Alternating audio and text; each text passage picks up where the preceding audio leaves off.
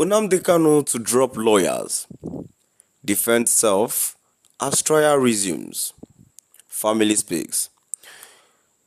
Nnamdi Kanu is set to defend himself only in court without lawyer. My dear listeners, moving on to the full details, kindly please ensure you like, subscribe to this channel and share.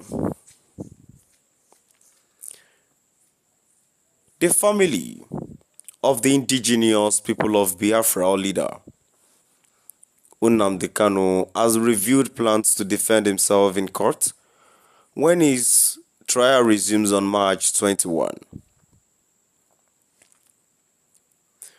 This was disclosed in a statement released on Tuesday by Kanu's younger brother, Emmanuel Kanu, on behalf of the family. According to the statement, Kanu decided to represent himself to ensure a fair hearing without the legal delays that have hindered his case. The statement reads, on Friday, 21 March 2025, when the trial of Mazi Nnamdi Kanu resumes before Justice James Omotoshola at the Federal High Court, Abuja, he will be taking the bold step of defending himself in court. This development signals a critical juncture in this case that has already exposed deep-seated concerns about the Nigerian judiciary's handling of matters tied to the legitimate agitation for Biafra self-determination.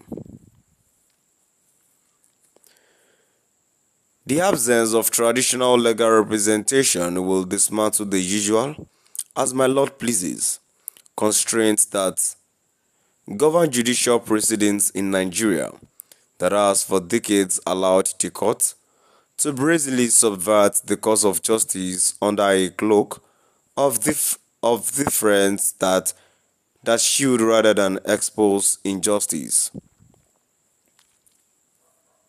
The very foundation of the institutional bias that has long plagued this case will be laid bare for the world to see.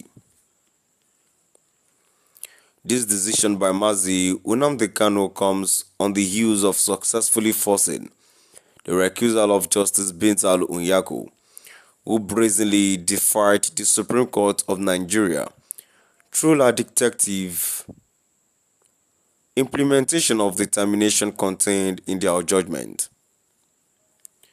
She was hell-bent on convicting a person for exercising a right that the laws of Nigeria stated unambiguously that he could. It added, the handling of this case by the federal government has been marred by prejudice and unfairness from day one. Onyedu's shift to self-defense underscores our distrust in a system perceived to be stacked against us and the cause he championed. It also places an immense burden on Justice Omotosho to uphold the principles of fair hearing, fair trial and the rule of law, principles that have too often been undermined in this politically charged sham trial. The world is watching. Any failure by Justice Omotosho to ensure justice is not only done, but seen to be done with further erode confidence in a judiciary already criticized for its selective application of the law. The stakes could not be higher, and the implication of this trial extend far beyond the courtroom. His trial has now been reassigned to Justice James Omotosho of the Federal High Court in Abuja.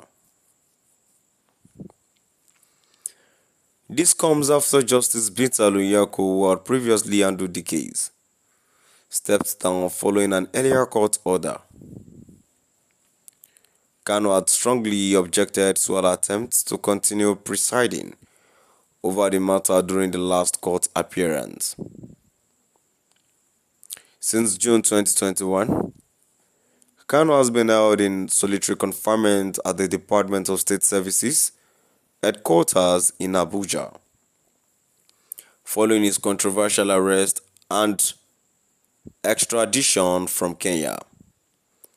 My dear listeners, now we've come to the end of our today's news. And now, before I go, moving down to the comment section, the first comment here says, preempting would not help this case. Just allow the new judge to do his or her job. Another comment here says, I beg, free this man. He's not among those that vote Python to swallow our money. Bullion wasn't found in his compound. Another comment here says, finally money done the finish. We'll beside you, Kanu. So now, to my dear listeners, now we've come to the end of our today's news. Please do drop by at the comment section and let's know what your view is all about. Thank you for listening.